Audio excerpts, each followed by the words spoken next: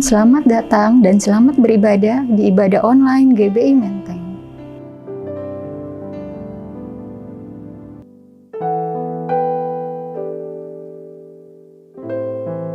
Mari kita bersama-sama bersatu dalam doa. Terima kasih Tuhan, kami bersyukur buat pagi hari ini.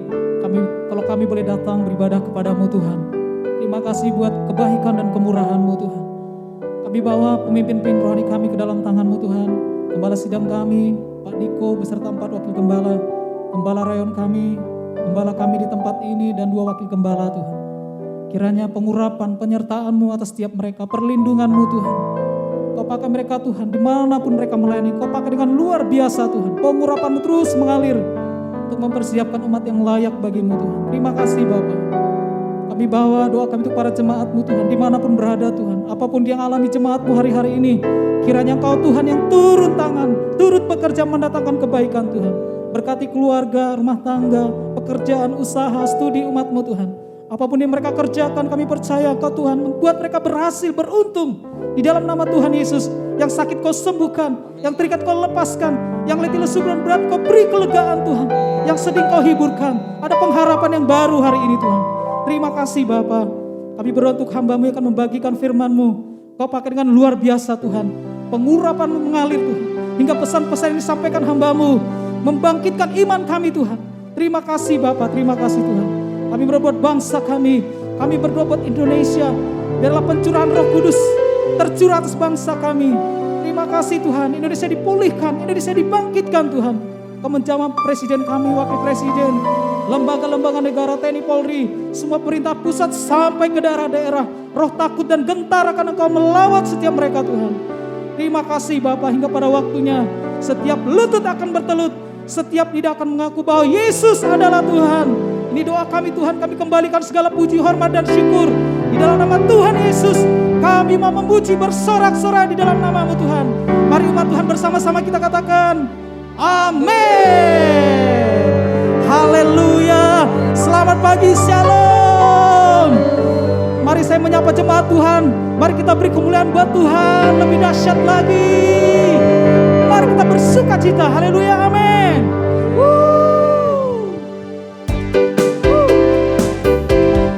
Mari kita masuki gerbangnya Tuhan dengan hati yang bersyukur. Haleluya.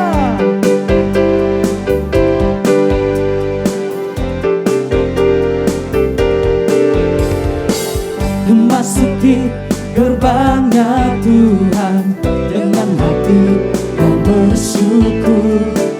Ku bersorak memuji Tuhan, Dialah sukacitaku. Sebab Dia baik, Dia sungguh baik, kasih setianya untuk selamanya. Sebab Dia baik, Dia sungguh baik, kasih setianya. Sebab Dia baik, sebab Dia baik, Dia sungguh baik, kasih setianya untuk selamanya. Sebab Dia baik, Dia sungguh baik, kasih setianya kekal selamanya. Boleh lebih dahsyat bertepuk tangan, amin.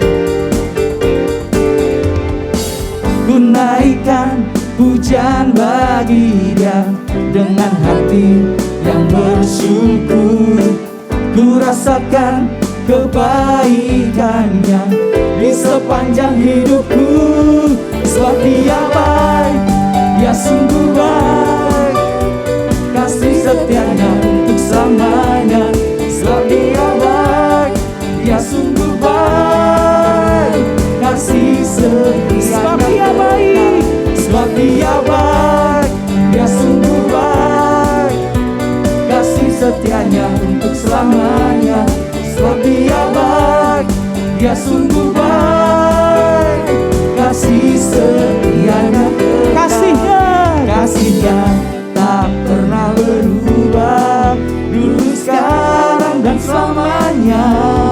Terpujilah Tuhan, terpujilah Yesus, terpujilah, terpujilah Tuhan, terpujilah Yesus, terpujilah, terpujilah Tuhan. Tuhan, terpujilah Yesus, terpujilah Tuhan, terpujilah Yesus.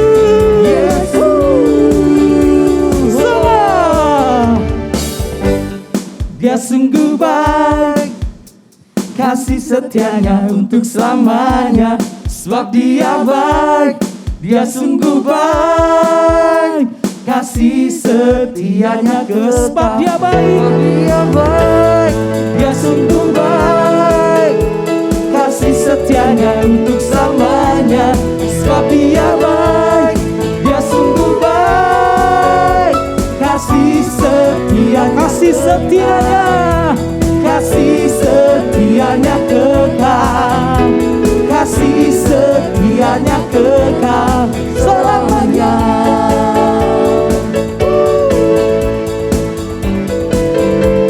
Mari bersama-sama kita katakan, sebab dia baik. Haleluya. Haleluya. Mari boleh kami bersuka cita bagi Tuhan. Amin.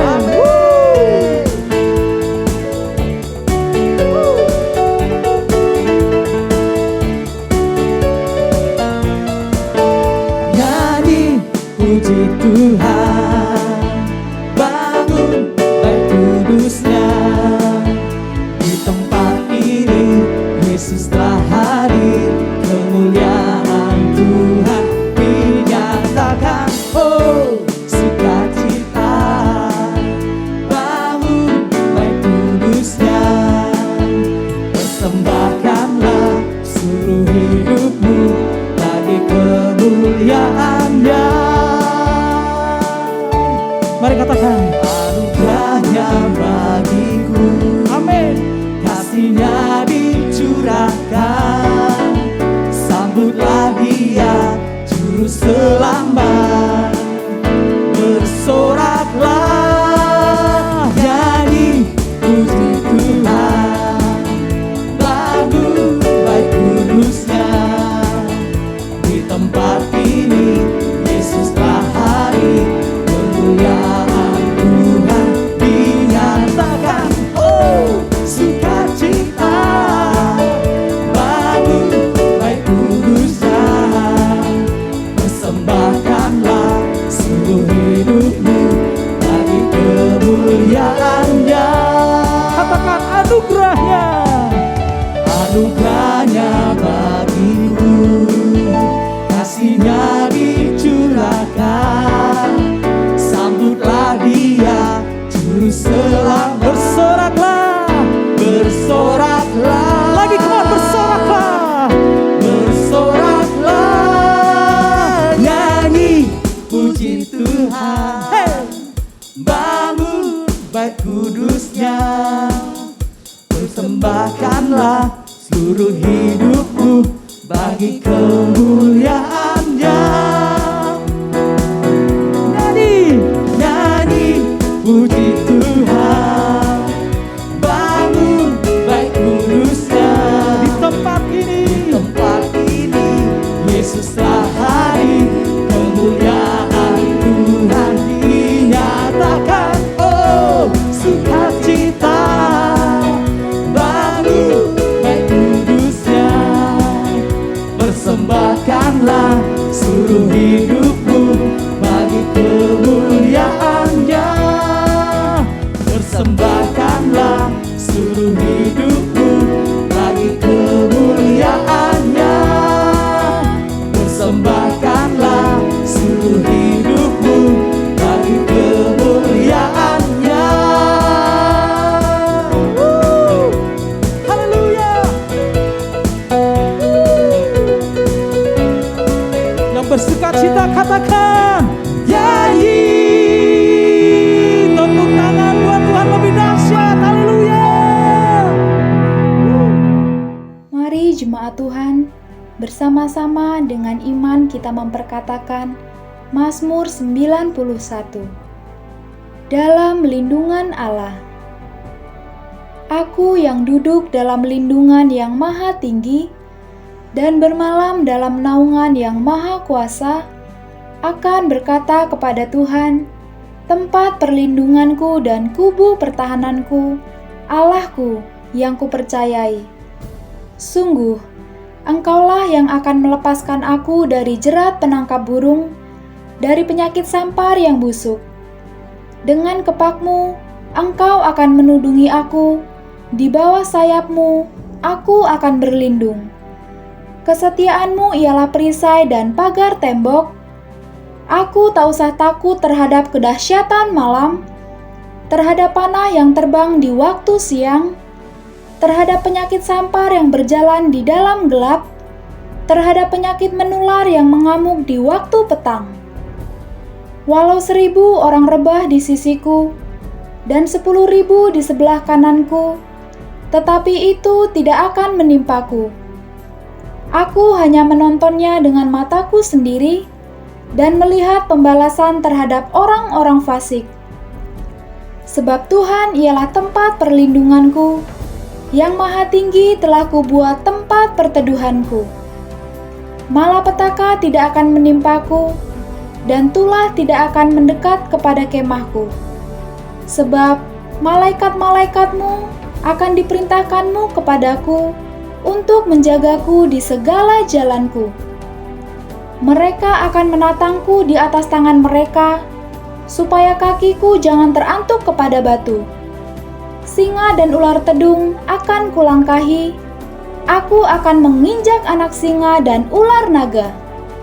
Sungguh, hatiku melekat kepadamu, maka engkau akan meluputkanku, engkau akan membentengiku, sebab aku mengenal namamu. Bila aku berseru kepadamu, engkau akan menjawab, engkau akan menyertaiku dalam kesesakan, engkau akan meluputkanku dan memuliakanku. Dengan panjang umur, akan kau kenyangkan aku, dan akan kau perlihatkan kepadaku keselamatan daripadamu. Amin. Shalom saudara terkasih, hari ini kita akan membahas hal yang sangat relevan di dalam kehidupan generasi anak-anak muda. Dan tentunya juga memberikan kekuatan kepada setiap kita yang mendengar. Di tengah dunia yang serba cepat perubahannya, akibat yang ditimbulkan adalah ketidakpastian akan masa depan dan adanya perasaan fear of missing out atau FOMO. Inilah yang seringkali saya tanyakan pada diri saya sendiri sebagai anak muda. Nanti ke depannya bagaimana ya hidup saya? Apakah akan berjalan baik? Apakah saya bisa memenuhi kebutuhan sehari-hari? FOMO ini adalah perasaan gengsi atau merasa kurang update dengan kejadian-kejadian yang berubah setiap hari. Bagaimana kita bisa lepas dari perasaan-perasaan ini dan mengalami kemenangan di dalam kehidupan? Dalam edisi Voice of Pentecost kali ini, kita akan membahas tentang dalam Yesus ada kepastian. Di dalam Alkitab, kita menemukan banyak tokoh-tokoh yang juga mengalami masalah dan tantangan dalam usia muda mereka. Kali ini, tokoh yang akan kita bahas adalah Yusuf. Saudara, coba bayangkan, sedari muda Yusuf mengalami penolakan dari saudara-saudaranya. Dia dibenci begitu rupa sampai dijual menjadi budak oleh saudaranya sendiri. Dia harus berusaha keras bertahan hidup di tanah asing. Sesudah dipercaya menjadi kepala rumah oleh Potifar, dia difitnah dan harus masuk penjara bertahun-tahun sebelum janji Tuhan digenapi dalam hidupnya. Lalu, apa yang bisa kita pelajari dari kehidupan Yusuf? Hal yang dapat kita pelajari adalah orang yang hidup benar, langkah hidupnya ditetapkan oleh Tuhan. Hal ini dituliskan dalam Mazmur 37 ayat 23. Bagaimana Yusuf tidak meninggalkan iman percayanya kepada Tuhan. Dia terus memiliki hubungan yang dekat dengan Tuhan. Di situ Yusuf menemukan kekuatan untuk bertahan dan terus percaya kepada janji-janji Tuhan. Dari sini dapat kita lihat bahwa orang yang hidupnya benar akan terus diproses oleh Tuhan agar siap menjalani panggilan hidup yang telah ditetapkan Tuhan. Selanjutnya, yang dapat kita pelajari bahwa Yusuf bisa saja khawatir dan ketakutan akan masa depannya. Tetapi Yusuf mengerti Allah lah yang membuat segalanya menjadi baik. Saudara, kalau saya jadi Yusuf, saya bisa menjadi stres hingga depresi. Bagaimana tidak? Dari kecil sudah dibuang oleh saudara sendiri, menjadi budak di tanah asing, lalu difitnah dan dipenjara. Di kacamata manusia, masa depan Yusuf itu suram dan tidak ada harapan lagi. Tetapi disitulah letak iman bekerja. Dalam Roma 4 ayat 18a berkata, sebab sekalipun tidak ada dasar untuk berharap, namun Abraham berharap juga dan percaya. Hari ini, di tengah masalah dan tantangan yang ada, kita perlu memiliki hubungan yang erat dengan Tuhan dan terus percaya kepadanya bahwa manusia bisa mereka-rekakan yang jahat, tetapi Tuhan sanggup mengubah menjadi kebaikan bagi kita semua. Tuhan Yesus berkata dalam Matius 6 ayat 31, "Mengapa kamu khawatir soal pakaian? Apakah yang akan kami makan? Apakah yang akan kami minum?" Perkataan Tuhan Yesus sangat relevan dengan generasi muda dan kita semua hari-hari ini. Bukankah ini yang dikhawatirkan oleh anak-anak muda sekarang? Bisa tidak ya saya mendapat pekerjaan? Bisa tidak ya saya mencukupi kebutuhan sehari-hari saya? Justru seharusnya generasi muda yang hidupnya di dalam Tuhan memiliki optimisme dan kepercayaan penuh kepada Tuhan bahwa Dia sanggup memelihara kita bahkan di tengah kondisi kekeringan sekalipun. Matius 6 ayat 33 dengan jelas berkata, "Carilah dahulu kerajaan Allah dan kebenarannya, maka semuanya itu akan ditambahkan kepadamu." Tapi apa ya maksudnya? Maksudnya adalah kita harus berusaha dengan sungguh-sungguh agar kuasa dan hadirat Allah termanifestasikan dalam hidup kita. Melalui Roh Kudus, kita berusaha untuk mentaati perintah Kristus. Hidup benar, tidak hidup dalam dosa, bekerja dengan cara yang benar, maka berkat Tuhan akan tercurah untuk mencukupi kehidupan saudara dan saya. FOMO terjadi karena adanya rasa tidak puas dan tidak pernah merasa cukup akan apa yang dimiliki seseorang dan fokus kepada pencarian duniawi semata.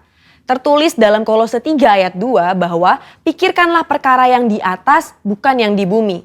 Sembari kita bekerja, bersekolah, dan berusaha di dunia ini, Alkitab juga mengajarkan untuk mulai membangun kehidupan kekal kita dari sekarang.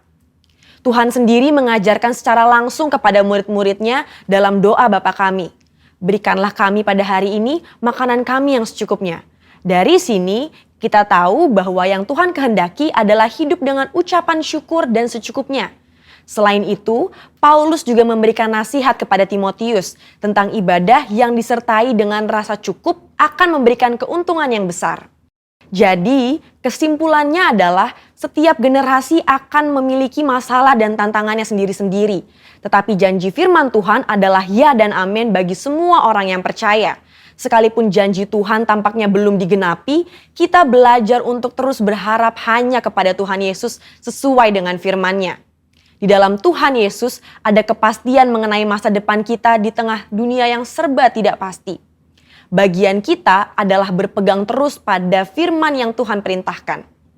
Saudara, untuk penjelasan lengkapnya dari tim teologi kami, silahkan klik link yang ada di atas atau scan QR Code yang tersedia. Salam integritas, Tuhan Yesus memberkati. Oh, terima kasih Tuhan, terima kasih Tuhan. Kami bawa ucapan syukur kami lebih lagi Tuhan. Terima kasih. Engkau baik dalam kehidupan kami. Haleluya, terima kasih Tuhan.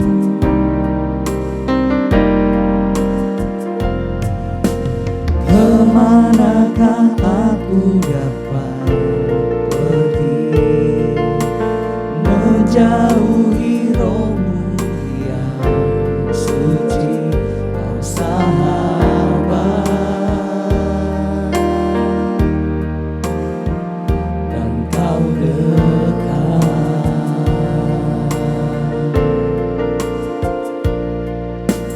Bahkan seluruh pengabdianku tak bisa membalas kesetiaanmu, sungguh mulia dan berharga.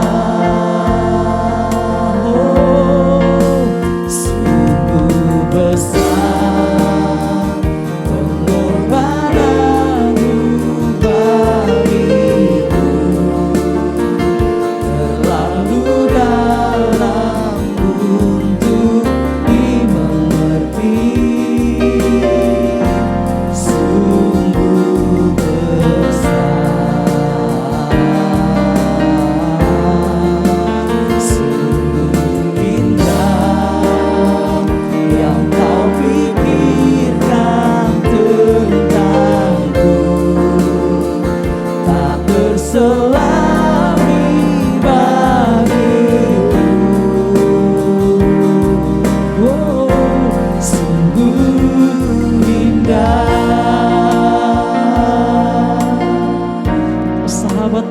kami. Kemanakah aku dapat pergi menjauhi rohmu yang suci, kau sahabat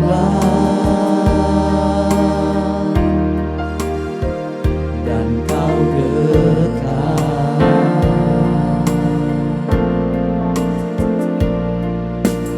Bahkan seluruh pengabdianku bisa membalas kesetiaanmu, sungguh mulia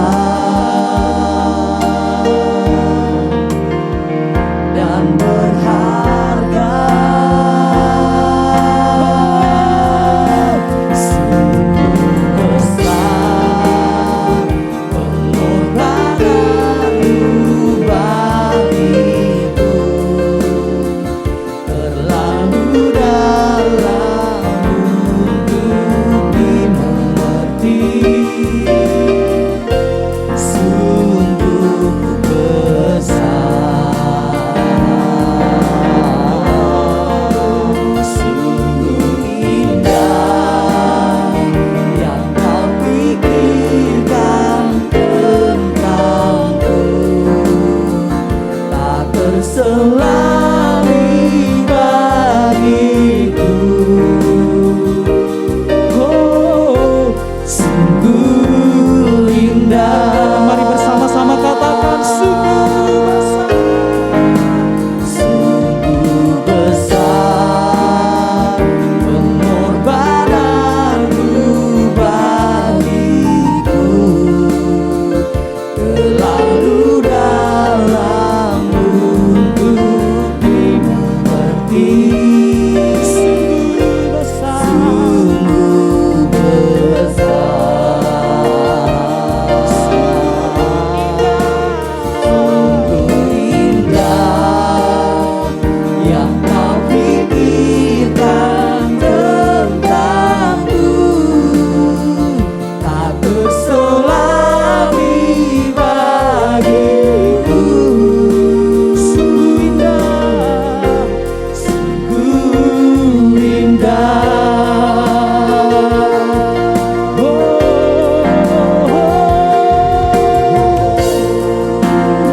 Sembah Engkau Tuhan, sungguh indah kasih-Mu, besar setia-Mu.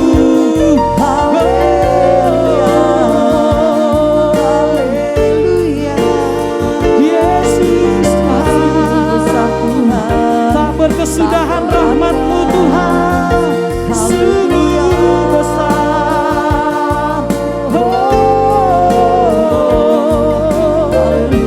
Ini sembah kami Tuhan.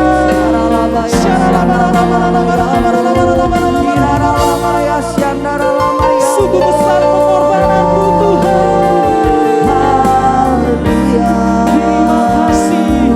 Sungguh indah Engkau Tuhan. Haleluya.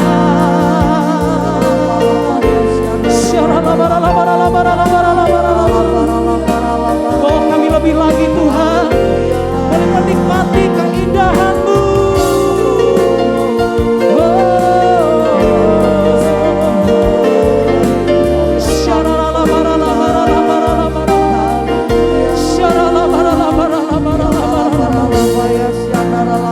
Kau Allah yang besar. Haleluya.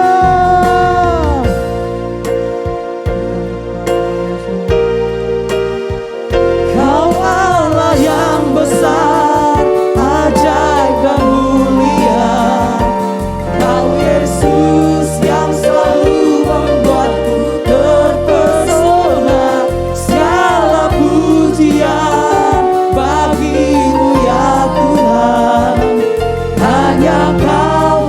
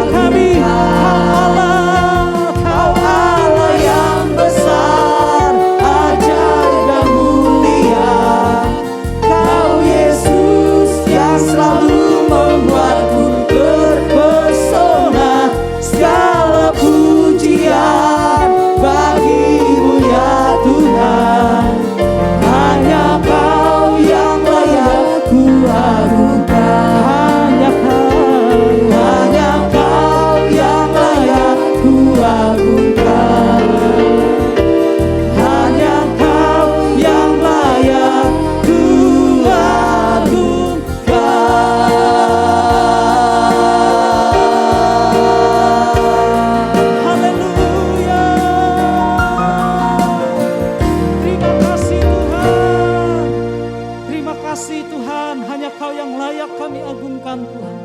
Ini waktunya kami mau mendengarkan firman-Mu Tuhan. Berbicaralah Tuhan lewat hamba-Mu. Pakai hamba-Mu lebih dahsyat Tuhan. Boleh kami mendengarkan firman-Mu, duduk diam di kaki-Mu Tuhan. Berfirmanlah Tuhan, kami siap mendengarkan. Di dalam nama Tuhan Yesus, kita umat Tuhan yang siap mendengarkan firman Tuhan, bersama-sama kita katakan Amin.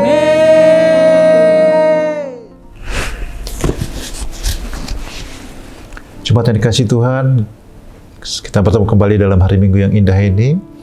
Mari kita satukan hati di dalam doa.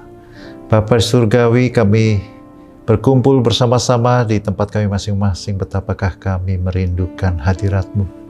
Sebab itu Tuhan, Engkau yang menjamah setiap kami semua.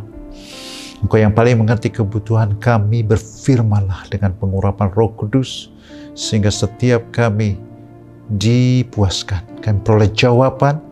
Setiap kali firman-Mu diberitakan ada kesembuhan, ada kelepasan kelegaan, ada tuntunan, ada jalan keluar untuk setiap pergumulan kami. Di dalam nama Yesus, segala puji hormat kami Tuhan bagi-Mu. Amin. Kasih Tuhan, kita memasuki bulan Agustus. Haleluya. Kita bersyukur karena kita beruntung sampai sekarang kita masih dilindungi Tuhan, kita masih dijagai Tuhan, kita masih sehat, kita masih bisa beraktivitas. Itu semua karena kemurahan Tuhan. Amin.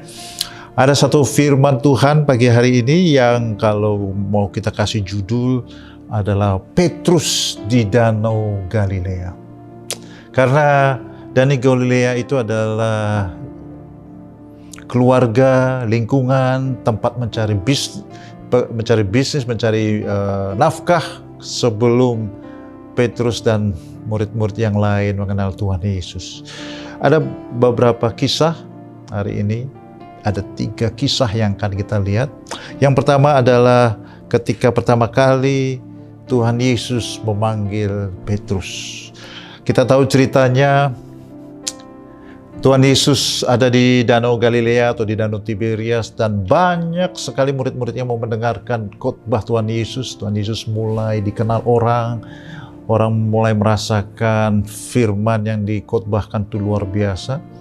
Lalu berbondong-bondong mereka sehingga Tuhan Yesus tidak ada tempat untuk khotbah karena mereka mau paling dekat, kalau bisa paling dulu, nanti habis khotbah didoakan supaya sembuh. Sebab itu Tuhan Yesus pinjam perahunya Petrus. Petrus dan teman-teman mencari ikan semalaman, tidak dapat ikan. Lalu dia memberikan perahunya untuk dinaiki Tuhan Yesus, sehingga Tuhan Yesus khotbah di atas perahu. Itu suatu khotbah yang luar biasa.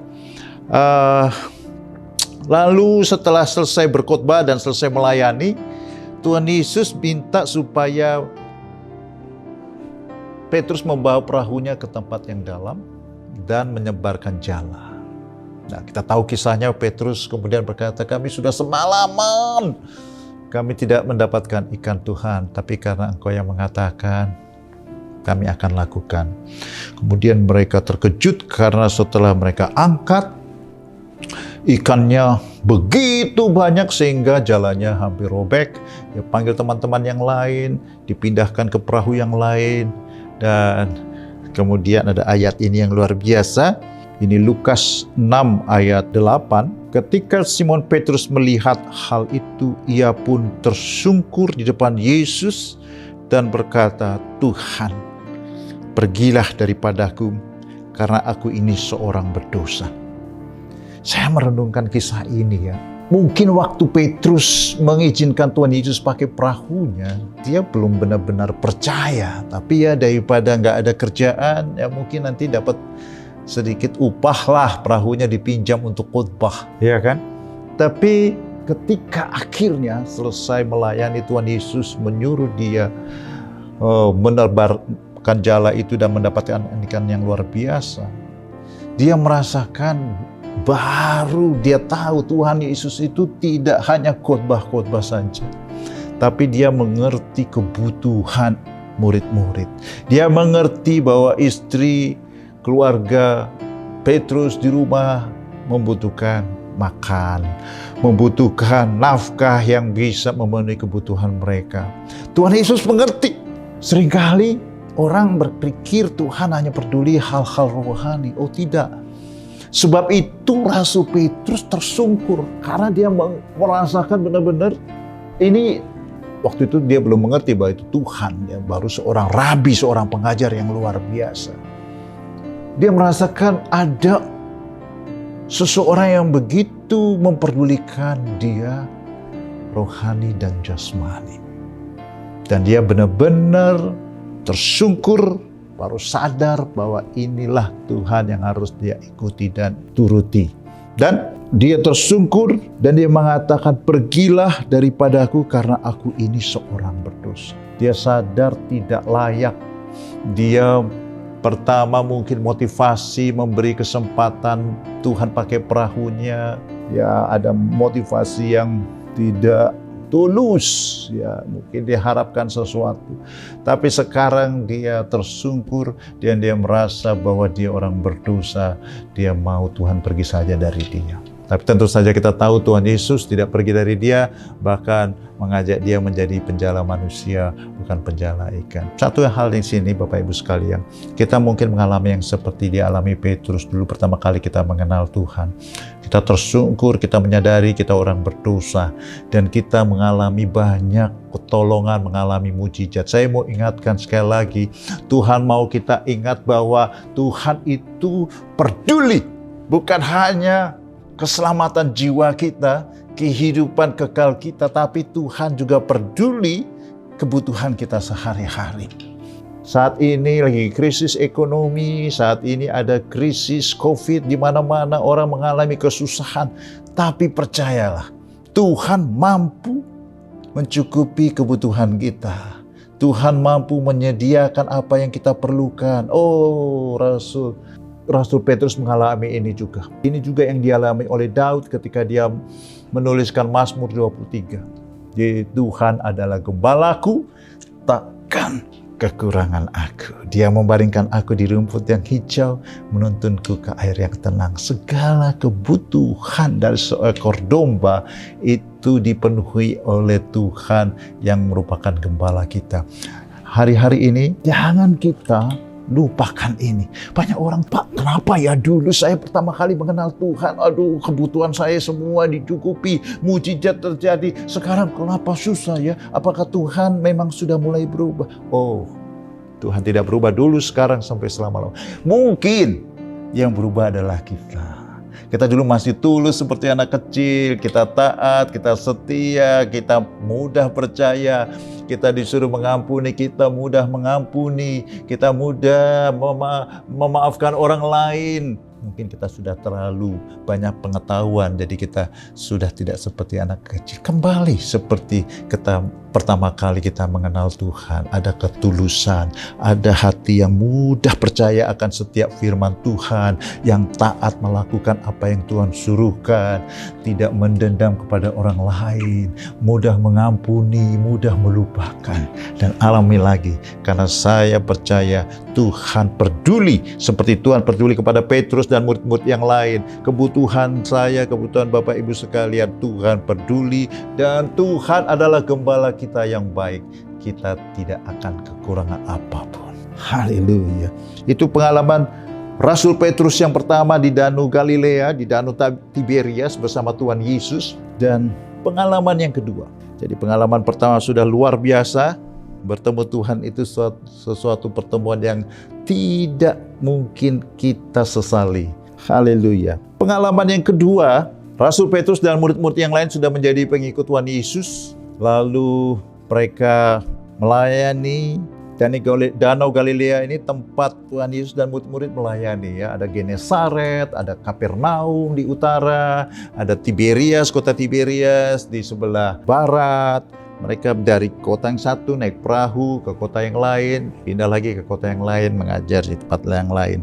Lalu suatu hari ya mereka menyeberang, ya kita tahu ada badai, ada topan, ya kan? Lalu Tuhan Yesus tidur di perahu tersebut, ya. Padahal perahunya sudah mulai penuh. Lalu murid-murid menjerit-jerit dan kemudian membangunkan Tuhan Yesus. Tuhan, Engkau tidak peduli. Kami semua akan binasa. Ingat cerita itu? Kemudian Tuhan Yesus memarahi murid-murid. Kenapa kamu tidak percaya? Ya, kita barusan melihat mujizat, banyak orang sembuh. Kita baru sebentar seberang danau, sudah ketakutan seperti itu. Lalu Tuhan Yesus menghardik danau itu dan berkata, diam, tenanglah. Ya, kita tahu cerita itu. Dan angin itu pun reda dan danau itu menjadi teduh sekali. Lalu Tuhan berkata, mengapa kamu begitu takut? Mengapa kamu tidak percaya? Ini kisah juga yang dialami kita ketika kita sudah lama mulai mengikut Tuhan seperti Rasul Petrus dan sudah melihat banyak hal, mungkin menjadi banyak tahu dan mulai tidak polos. Rasul Petrus dan teman-teman itu naik perahu yang Tuhan Yesus ada di situ. Mana mungkin Tuhan Yesus membiarkan dirinya tenggelam bersama murid-murid. Kalau ada Tuhan Yesus, perahu tidak mungkin tenggelam. Murid-murid tidak mungkin tenggelam. Tuhan bukan tidak peduli dalam segala waktu. Ya. Tapi Tuhan, setelah kita lama mengenal Tuhan, Tuhan mau kita belajar lebih lagi mengandalkan Dia. Ya, kita tahu dalam kisah ini di Markus 4 ayat 40, Tuhan Yesus marah. Ya, saya interpretasikan nadanya seperti, lalu ia berkata kepada mereka, mengapa kamu begitu takut? Mengapa kamu tidak percaya? Ya kan, nggak mungkin, mengapa kamu begitu takut? Mengapa kamu tidak percaya? Saya yakin nadanya marah karena murid-murid kepanikan seperti itu. Bapak Ibu sekalian, kita di tengah COVID, di tengah krisis ekonomi, jangan panik. Kalau kita anak-anak Tuhan, Tuhan hadir dalam kehidupan kita, tidak mungkin Dia biarkan kita tenggelam bersama Dia. Oh, itu anak Tuhan tenggelam tuh, hidupnya kacau, hidupnya. Gak mungkin. Tuhan lebih tidak mau dirinya tenggelam bersama-sama dengan kita.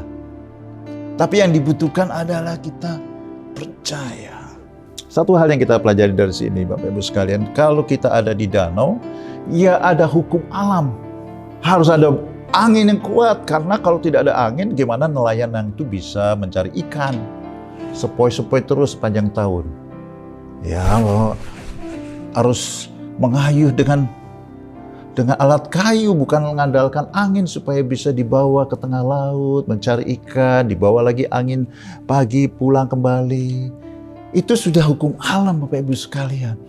Ada dalam hidup ini hal-hal yang kita tidak bisa cegah. Kalau orang karena kerakusan membakari hutan, ya akan adalah asap di mana-mana. Akan ada suhu temperatur yang tidak biasa melanda daerah sekitarnya. Kalau orang mau dihasut oleh pimpinannya untuk berperang seperti negara-negara yang mengalami perang, ya kalau kita tinggal di situ, kita mengalami peperangan, kita itu hukum alam, Bapak Ibu sekalian. Kalau ada orang yang kita tidak menuduh, membuat segala sesuatunya sehingga ada virus COVID ini secara sengaja atau tidak sengaja, ya menyebarlah kemana-mana. Ini sudah terjadi tahun 1918, terjadi tahun 2000-an dalam skala yang lebih kecil, sekarang mengalami skala yang lebih besar.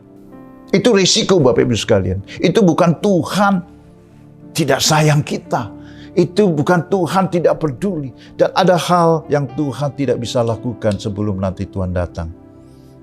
Kalau seseorang percaya dan dipakai oleh iblis untuk melakukan kejahatan, kekacauan, perusakan alam, kita harus alami itu. Tapi saya bersyukur di sini dikatakan Tuhan Yesus menghardik, diam, tenanglah. Saya yakin, Bapak Ibu sekalian, ketika Tuhan menghardik seperti itu, tidak seluruh danau jadi diam. Danau Galilea luasnya 166.000 km persegi. Ya, hampir 15% dari Danau Toba besarnya. Danau Toba besar, tapi Danau Galilea juga besar. Kalau Tuhan menghardik semuanya diam, nelayan-nelayan di ujung-ujung yang lagi mencari ikan juga susah. Saya yakin Tuhan mengajar bahwa kita punya hak atas sekeliling kita. Sekalipun badai di mana-mana, Di sekeliling kita Tuhan beri otoritas untuk mengatakan diam dan tenanglah. Saya mengucap syukur, kita mengucap syukur jemaat kita banyak yang kena COVID tapi semuanya disembuhkan. Kenapa? Karena kita saling mendoakan, kita saling mendukung, kita saling memperhatikan. Ada kuasa di antara kita yang Tuhan berikan untuk kita. Ya. Kuasa kita tidak bisa bekerja untuk orang yang tidak percaya di negara mana atau di pelosok mana. Tapi Tuhan berikan hak untuk murid-murid di sekitar mereka, di sekitar perahu mereka, sehingga mereka tidak akan mengalami celaka untuk sampai di seberang seperti apa yang mereka rencanakan. Bagian dari kehidupan mereka, bagian dari pelayanan mereka. Tuhan bekerja, roh di dalam kita lebih besar daripada di sekolah kita. Mazmur 91, malaikatnya dikirim kepada kita untuk menyertai kita segera jalan kita. Jangan ragukan kemampuan Tuhan untuk pegang kendali atas segala aspek kehidupan kita. Jangan lebih percaya ketakutan-ketakutan apa yang kita lihat dan rasakan. Lebih percaya kepada Tuhan dan kemampuan Dia untuk menjaga dan melindungi kita. Sebabnya Tuhan marah. Mengapa kamu takut? Mengapa kamu tidak percaya? Tuhan Yesus datang untuk memberikan hidup yang berkelimpahan. Aku menyertai engkau sampai kesudahan zaman. Rohku akan menyertai engkau sampai selamanya. Haleluya. Sebab itu kita orang-orang yang paling bahagia, kita orang-orang bersyukur. Jangan lepaskan keyakinan kita, pengharapan kita itu. Sebentar COVID selesai, kita lolos sebagai orang yang menang, teruji. Walaupun krisis di mana-mana, kita tetap pegang kepada Tuhan. Sayang sekali kalau ada orang yang mundur, yang mulai suam-suam kuku, tawar hati, tidak lagi melayani, tidak lagi beribadah dengan alasan satu dan lain hal. Itu sayang sekali, gagal dalam ujian iman. Tapi marilah kita keluar sebagai emas. Walaupun susah di mana-mana, kita tetap pegang Tuhan Yesus. Jemaat yang dikasihi Tuhan, engkau beribadah bersama-sama seperti ini, itu menunjukkan engkau percaya Tuhan Yesus. Engkau berharap kepada Tuhan Yesus. Engkau mengandalkan Tuhan Yesus. Haleluya.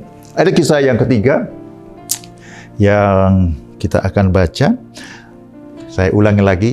Kisah pertama adalah sejak kita mengenal Tuhan Yesus, Tuhan sampai saat seterusnya, Tuhan peduli akan kebutuhan-kebutuhan kita. Termasuk kebutuhan-kebutuhan hidup kita, keluarga kita. Don't worry, Tuhan akan memelihara kita. Yang kedua, Tuhan melindungi kita dari mara bahaya. Apapun bentuknya, dari virus, dari krisis ekonomi, dari apapun, Tuhan melindungi kita, menyertai kita, bahkan mengajar kita untuk bertindak dengan yakin. Mengatakan, diam dan tenanglah atas segala musuh, segala situasi sekeliling kita, dan Tuhan pasti turut bekerja dalam segala sesuatu untuk mendatangkan kebaikan bagi kita. Yang ketiga, kisah yang dialami Rasul Petrus di Danau Galilea, masih di laut, di air itu juga ya. Ketika Tuhan Yesus sehabis memberi makan ya 5.000 orang pria ya, bisa jadi kalau beserta dengan ibu-ibu, anak-anak mungkin bisa 10 ribuan Tuhan kasih makan. Lalu Tuhan Yesus suruh murid-muridnya pergi dulu ke seberang, sementara Tuhan Yesus mau berdoa. Mujizat yang besar itu harus juga lebih banyak mengembalikan kemuliaan kepada Tuhan. Tuhan Yesus berjalan sebagai manusia biasa dengan pengurapan Roh Kudus dan melakukan dengan kuasa Bapa di surga. Sehingga ketika murid-muridnya menyeberang, Tuhan Yesus masih cari tempat yang sunyi berdoa. saya yakin mengembalikan segala kemuliaan kepada Bapa di surga dan menanyakan tuntunan pelayanan berikutnya bagaimana. Lalu kita tahu cerita ini, ya. Ketika itu mereka juga mengalami angin yang kuat, mereka terombang-ambing. Kalau kemarinnya Tuhan Yesus ada di perahu, sekarang Tuhan Yesus tidak ada bersama-sama dengan mereka. Sampai jam 3 malam, jam 3 subuh, ya. Aduh, bagaimana itu rasanya ya, diombang-ambing semalam-malaman. Sekalipun mereka seorang nelayan, tapi setiap kali pergi ke danau mengalami alam yang mengamuk seperti itu, benar-benar rasanya seperti nasibnya berada di situasi yang sangat menegangkan. Lalu kita tahu kira-kira jam 3 malam itu datanglah Yesus kepada mereka berjalan di atas air. Ini menarik sekali. Jadi Bapak Ibu sekalian, kita kan tahu bahwa Tuhan Yesus itu tidak sebagai Allah, tapi benar-benar sebagai manusia. Ya, seperti hamba-hamba Tuhan, seperti kita lah, mengandalkan kuasa Roh Kudus ketika melakukan mujizat. Di Yohanes 5 Tuhan Yesus katakan, aku tidak bisa melakukan apapun juga kecuali aku melihat Bapa melakukan. Artinya dia hanya melakukan mujizat di kolam Bethesda, hanya satu orang dari banyak puluhan orang yang ada di situ. Hanya satu orang yang disembuhkan. Karena apa? Hanya yang dirasakan, ditunjukkan oleh Bapa di surga mana yang sembuh, itu aja yang bisa disembuhkan. Ya. Yang lain tidak bisa disembuhkan. Karena sebagai manusia Tuhan Yesus berjalan 2000 tahun yang lalu. Tapi di sini dikatakan Tuhan Yesus berjalan di atas air. Sebagai manusia berjalan di atas air. Luar biasa sekali. Ini mau menunjukkan kepada kita Bapak Ibu sekalian, sebagai anak-anak Tuhan, sebagai murid-murid Tuhan, Tuhan itu tak terbatas, asalkan kita percaya. Ingat, Tuhan Yesus adalah Tuhan yang berkata kepada murid-murid, engkau punya iman sebesar biji sesawi, engkau bisa berkata kepada gunung ini pindah dan gunung itu harus pindah. Dan mungkin kita bilang kan Tuhan Yesus itu benar-benar kudus, tidak ada dosa satu kali pun. Ya bisa lah ya. Tapi kemudian di sini dikatakan di Matius 14 ayat 26, ketika murid-muridnya melihat dia berjalan di atas air, mereka terkejut dan berseru, itu hantu. Lalu berteriak-teriak karena takut. Tetapi segera Yesus berkata kepada mereka, tenanglah, aku ini, jangan takut. Lalu Petrus berseru dan menjawab dia, Tuhan, apabila engkau itu, suruhlah aku datang kepadamu berjalan di atas air. Kata Yesus, datanglah. Maka Petrus turun dari perahu dan berjalan di atas air mendapatkan Yesus. Kalau Tuhan Yesus berjalan di atas air, kita bilang Tuhan tidak ada dosanya, dia suci. Ini Rasul Petrus yang kemudian juga menyangkal Tuhan Yesus berjalan di atas air. Kita tahu kisah di Soe, di Nusa Tenggara, tahun 66 ya. Ada banyak sekali mujizat di sana, termasuk orang berjalan di atas sungai. Karena mereka mengalami pencurahan Roh Kudus besar-besaran, kemudian memberitakan Injil kemana-mana, lalu terhalang oleh sungai. Mereka tidak ada perahu, tidak ada jembatan, lalu dituntun oleh Roh Kudus untuk berjalan di atas sungai, di atas air. Itu dicatat ya. Dan banyak kisah-kisah yang defying the nature ya, artinya melawan hukum alam, itu terjadi dan dicatat di mana-mana. Memang kita tidak bisa melakukan itu sembarangan. Rasul Petrus berjalan di atas air karena dia tanya Tuhan, dan Tuhan bilang, datanglah. Tapi satu hal dalam mengikut Tuhan Yesus ini, memang kita mungkin bilang Rasul Petrus ini paling angin-anginan, paling semangatlah dia, tapi dia juga yang menyangkal Tuhan, lalu balik lagi angin-anginan. Tapi di antara murid-murid, hanya dia yang mengalami dalam hidup dia berjalan di atas air. Walaupun tidak sampai selesai karena dia tenggelam karena melihat angin ya. Kalau kita 11 murid yang lain, Yakobus, Bahkan Rasul Yohanes yang dikatakan dia merasa sebagai murid yang paling dikasih Tuhan Yesus. Dia nggak berani minta supaya Tuhan suruh dia datang kepada Tuhan Yesus di atas air. Coba bayangkan di masa tua mereka, mungkin mereka menyesal. Aduh, kalau waktu itu 11 murid semuanya minta berjalan di atas air, mereka sudah ramai-ramai berjalan di atas air sampai ke seberang. Karena Tuhan Yesus juga dari seberang sampai ke tengah danau ketemu mereka. Wah, bagaimana itu kalau mereka dicatat di kitab Injil, 12 orang rame-rame jalan di atas air sampai ke seberang. Nanti ketika Tuhan Yesus sudah naik ke surga, mereka akan bercerita kemana-mana. Gak ada yang bisa menyangkali saksinya begitu banyak. Tapi sayang mereka tidak cukup berani. Hari-hari ini Bapak Ibu sekalian, mengikut Tuhan Yesus, Tuhan sebetulnya menawarkan hidup yang exciting. Hidup yang menarik sekali, penuh dengan kejutan-kejutan yang baik. Asal kita mau bertanya dan percaya kepada Dia. Apapun yang kita alami, jangan menerima, jangan merasa cukup dengan mujizat yang kecil.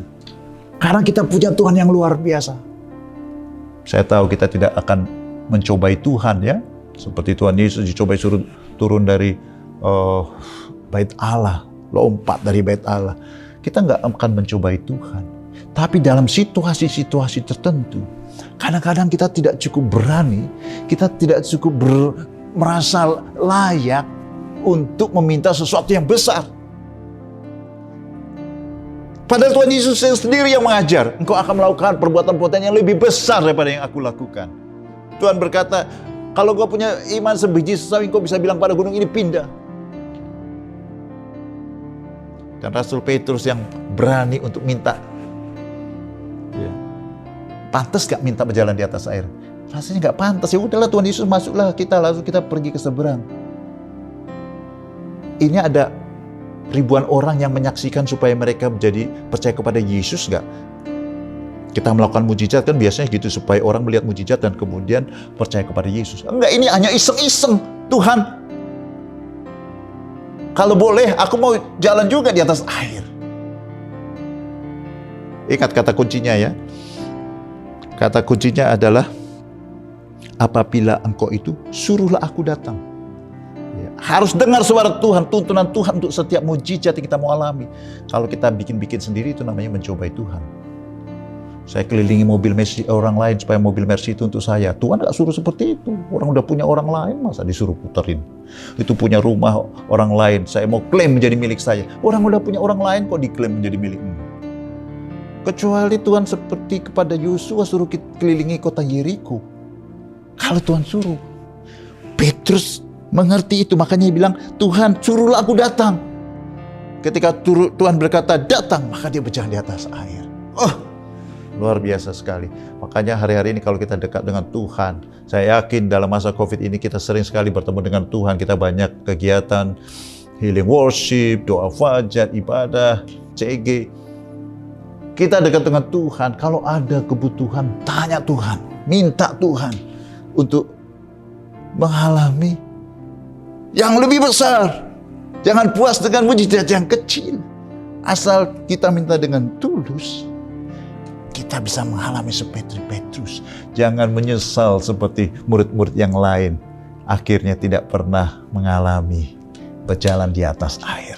Sekalipun Rasul Petrus kemudian tenggelam karena dia melihat angin yang bertiup. Tapi dia bisa cerita kemana-mana. Saya mengalami berjalan di atas air karena Tuhan suruh saya datang dan saya datang. Jemaat yang dikasih Tuhan, mengikut Tuhan Yesus seperti Rasul Petrus alami, kita bisa mengalami 3 hal. Yang pertama, sejak kita mengenal Tuhan, Tuhan memikirkan juga kebutuhan kehidupan kita. Rasul Petrus dan kebutuhan keluarganya, Tuhan tahu kebutuhannya. Sehingga ketika tidak mungkin karena mereka sudah semalaman tidak mendapatkan ikan, mereka sebarkan. Tuhan bantu dengan hikmat dan marifatnya mendapatkan ikan. Yang kedua, ketika mereka menyeberang dan mengalami badai, Tuhan tidak membiarkan mereka dalam bahaya. Cuma Tuhan tidak akan membiarkan saya dan engkau binasa dalam badai kehidupan, dalam angin yang bertiup keras atas kehidupan kita. Kita akan dibebaskan, diselamatkan. Bahkan Tuhan mengajarkan kita bagaimana menghadapi dengan percaya, dengan berkata kepada segala yang kita alami. Yang ketiga, hidup bersama Tuhan, jangan lupa, adalah hidup yang exciting, hidup yang menyenangkan, penuh dengan kejutan-kejutan yang baik. Asal kita percaya, ketika engkau mengalami kesulitan, jadikan kesulitan itu kesempatan yang luar biasa untuk melihat kemuliaan Tuhan. Di tengah tiupan angin yang keras, Rasul Petrus justru mengalami situasi yang belum pernah dialami orang lain manapun belum pernah alami, yaitu berjalan di atas air. Beranilah minta, bukan hanya supaya anginnya hilang, anginnya reda, tapi berani minta untuk berjalan di atas air. Apa segala kebutuhan keuangan, kebutuhan kesehatan, kebutuhan untuk masa depanmu, studimu, cita-citamu. Minta berjalan di atas air untuk mencapai ke seberang. Tuhan Yesus memberkati. Amin. Jemaat yang dikasihi Tuhan, kita bersyukur karena kita boleh setiap waktu masuk ke dalam perjamuan kudus. Dan minggu pertama ini kita akan masuk perjamuan kudus. Perjamuan kudus adalah perjamuan yang Tuhan Yesus sendiri undang kita untuk lakukan, untuk mengingat apa yang Tuhan Yesus sudah lakukan di kayu salib. Mati untuk menebus dosa kita. Sebab itu, marilah kita mengenang, mengingat kebaikan Tuhan. Dan jangan makan dan minum dengan sembarangan. Kita selidiki hati kita. Apabila ada sesuatu yang mengganjal di hadapan Tuhan, kita minta ampun.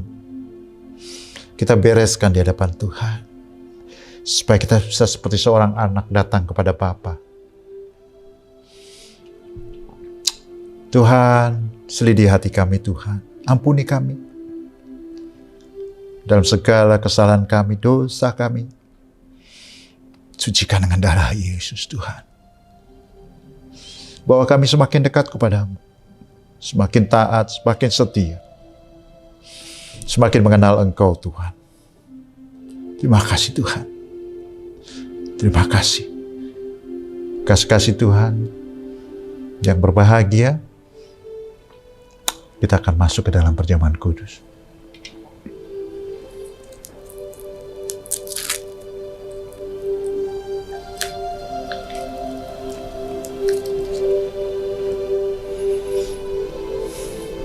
Mari kita angkat roti tinggi-tinggi. Sebab apa yang telah kuteruskan kepadamu, telah aku terima dari Tuhan, yaitu bahwa Tuhan Yesus, pada malam waktu ia diserahkan mengambil roti, dan sesudah itu ia mengucap syukur atasnya. Ia memecah-mecahkannya dan berkata, inilah tubuhku yang diserahkan bagi kamu. Perbuatlah ini menjadi peringatan akan aku. Kekasih-kekasih Tuhan, bukankah roti yang kita pecah-pecahkan ini adalah persekutuan kita dengan tubuh Kristus? Amin. Makan dalam nama Yesus.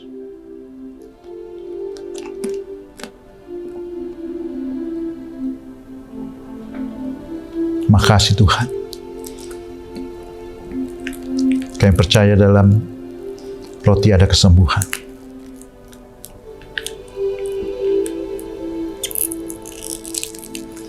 Kita angkat cawan tinggi-tinggi. Demikian juga ia mengambil cawan sesudah makan lalu berkata, cawan ini adalah perjanjian baru yang dimeteraikan oleh darahku. Perbuatlah ini setiap kali kamu meminumnya, menjadi peringatan akan aku.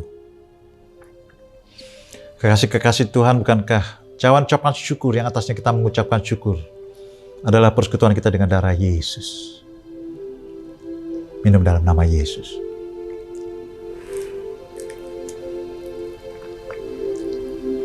Katakan cawan. Ucapkan syukur. Katakan sesuatu. Makasih Tuhan. Makasih Tuhan, Engkau sungguh baik. Engkau sungguh baik Tuhan Yesus. Kurabakashin tilibikanda. Shikidi di balabakanda libiho libishunti labalalabaralabashanda. Makasih Engkau selamatkan kami. Engkau tebus kami dari dosa-dosa kami. Engkau berikan keluarga, Engkau berikan teman-teman, Engkau berikan sahabat. Engkau berikan kehidupan Tuhan. Engkau berikan masa depan. Makasih Tuhan, Engkau lindungi jagai kami. Sekalipun melalui lembah kekelaman, Engkau selalu menjagai kami Tuhan. Makasih Tuhan Yesus. Haleluya. Terima kasih Tuhan. Engkau sungguh baik. Kau sungguh baik. Kau sungguh baik. Haleluya. Angkat kedua tanganmu. Urabakasya kalabaralabalalabasyanda. Syukuralabaralabalalabalalabalabas. Tahun 2021 tahun integritas. Tuhan akan memampukan engkau untuk hidup tulus di hadapan Tuhan. Tulus di hadapan manusia. Terima pengurapan. Engkau diurapi. Engkau dipenuhi. Engkau dimampukan. Penyertaan Tuhan, pengurapan Tuhan ada bersamamu. Terima. Terima. Lebih lagi Tuhan. Urapi kami. Kami akan melalui tahun 2021 dengan kemenangan. Dengan kemenangan karena penyertaan-Mu. Karena kemampuan dan kuasa dari-Mu Tuhan. Oh, terima, terima. Dalam nama Yesus. Terima kasih Tuhan, terima kasih Tuhan, terima kasih Tuhan. Terima kasih. Amin. Terima kasih Yesusku, terima kasih Yesusku. Puji syukur hanya bagi Tuhanku. Terima kasih Yesusku, terima kasih Yesusku. Puji syukur hanya bagi Tuhanku. Puji syukur hanya bagi Tuhanku. Puji syukur hanya bagi Tuhanku.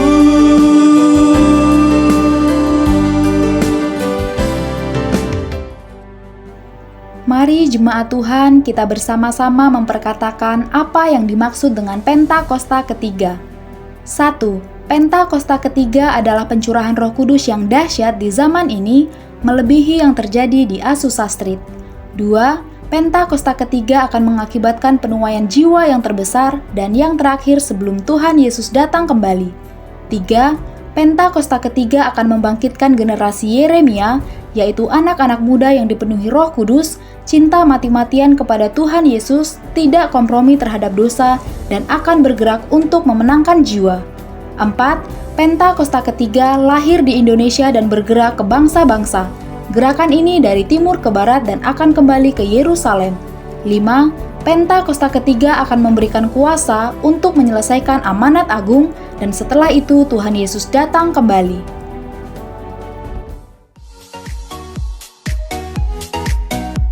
Shalom semua jemaat yang terkasih di dalam Yesus Kristus. Sebuah sukacita dan kebahagiaan kami dapat kembali menyapa Bapak Ibu melalui ibadah online GBI Menteng hari ini.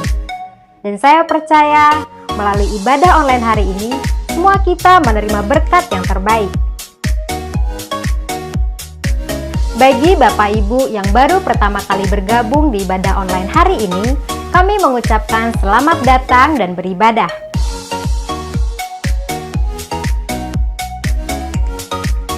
Berikut informasi kegiatan gereja kita. Care Group atau CG adalah sebuah wadah untuk kita bersama-sama berfellowship dengan saudara seiman.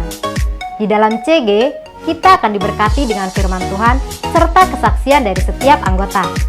Oleh sebab itu, kami mengajak jemaat bersama seluruh pelayan jemaat untuk bergabung dalam Care Group GBI Menteng. Berikut jadwal Care Group bulan ini.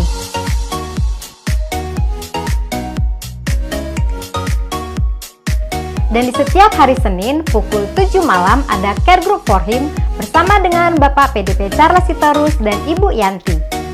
Berikut kegiatan doa dalam minggu ini. Setiap hari Selasa, kita akan bersama-sama berdoa dalam prayer room pukul 8 malam. Untuk hari Rabu ini, kita akan bergabung dalam Menara Doa Rayon 1F yang diadakan dalam 2 sesi. Sesi pertama pukul 2 sampai dengan pukul 4 sore, dan sesi kedua pukul 8 sampai dengan pukul 10 malam. Untuk worship fajar hari Sabtu ini ditiadakan, dikarenakan khusus pelayan jemaat akan masuk dalam Menara Doa bersama dengan Gembala Sidang Bapak Pendeta Niko Notora Harjo. Jangan lewatkan untuk bersama-sama bergabung dalam Azusa Street Prayer Tower setiap jam dalam sehari dan sepanjang minggu. Untuk Rayon 1F akan melayani di hari Senin pukul 3 sampai dengan pukul 4 sore. Di hari Selasa pukul 9 sampai dengan pukul 10 malam. Dan di hari Jumat pukul 3 sampai dengan pukul 4 sore. Sekian informasi kegiatan gereja kita. Mari, apapun yang kita perbuat, perbuatlah dengan segenap hati kita seperti untuk Tuhan dan bukan untuk manusia. Selamat hari Minggu, Tuhan Yesus memberkati. Jemaat yang kasih Tuhan Yesus, ini adalah minggu pertama. Tuhan berikan kesempatan kepada kita untuk memberikan persembahan persepuluhan. Demikian pula persembahan kolekte. Engkau bisa mentransfer ke nomor rekening yang nanti ditayangkan. Tuhan sangat suka kalau kita memberi.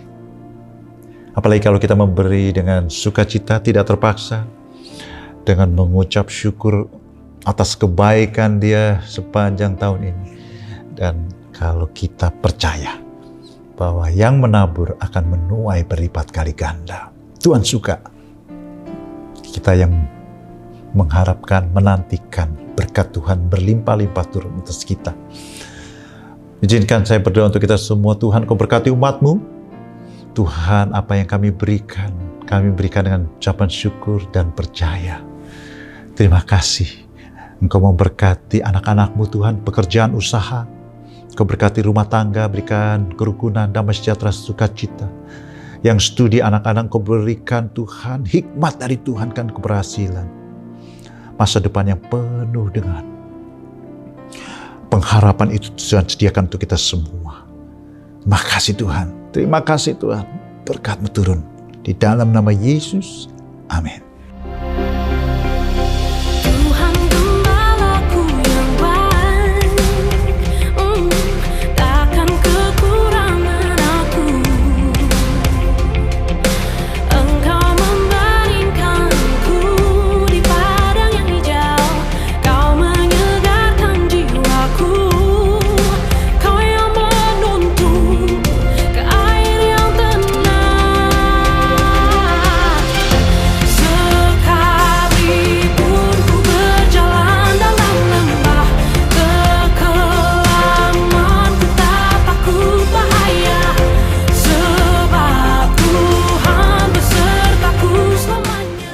Jemaat yang kasih Tuhan, sebelum kita berpisah, kita ingin sekali diberkati oleh Tuhan Yesus. Bagaimana kalau kita bangkit berdiri dari kursi tempat kita duduk, kita beri hadapan Tuhan, angkat kedua tanganmu.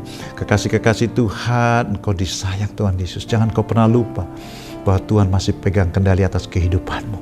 Tuhan membelamu, Tuhan menjagaimu, Tuhan memberkatimu. Masa depanmu, masa depan yang indah. Kemurahan Bapa, kasih Tuhan Yesus, dan persetujuan yang manis dengan Roh Kudus menyertai kau hari ini sampai kedatangan Tuhan, sampai selama-lamanya.